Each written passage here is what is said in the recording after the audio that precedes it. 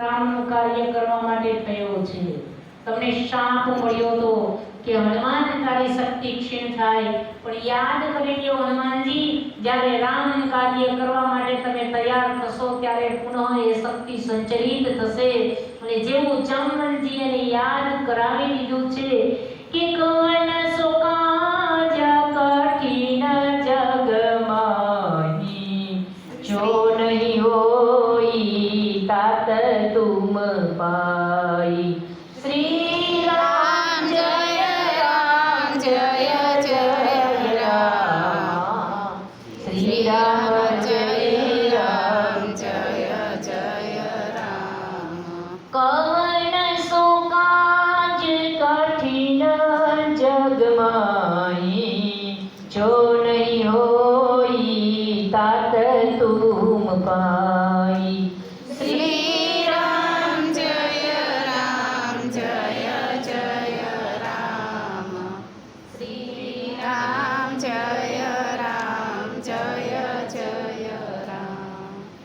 कवन सो काज कठिन जगमाही, जो नहीं होई तात तुम पाई। श्री राम जय राम जय जय राम, श्री राम जय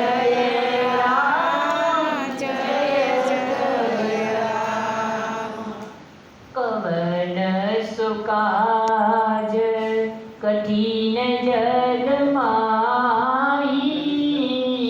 कवन सो काज कठिन जगमाही। श्री राम जय राम जय जय राम, श्री राम जय राम जय जय राम। जो नहीं होई तात तुम पाही, श्री राम जय राम जय जय राम,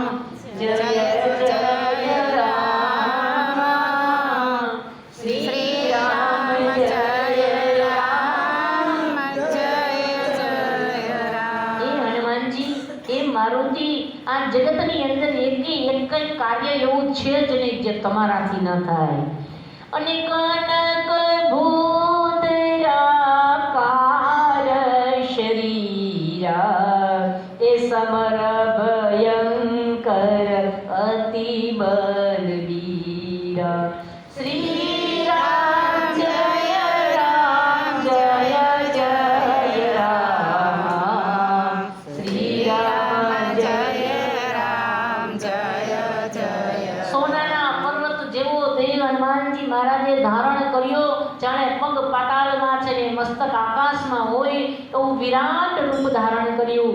શક્તિ સંચરિત થઈ, એને યાદ આવી ગયું કે રામ કાર્ય કરવા માટે જ્યારે હું તૈયાર થાય ત્યારે પુનઃ શક્તિ પ્રાપ્ત કરીશ। 11મો રુદ્ર છે હનુમાનજી, બ્રહ્મચારી છે હનુમાનજી, દેવના દેવ મહાદેવના અંશાવતાર છે હનુમાનજી। સોનાનો આખો દેહ છે, ન તો અગ્નિ એને બાળી શકે, ન તો પવન એને પછાડી શકે।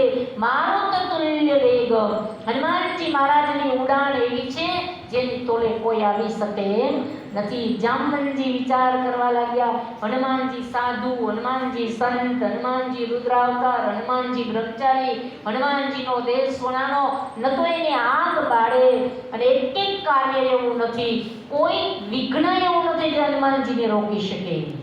400 દરિયામાં હનુમાન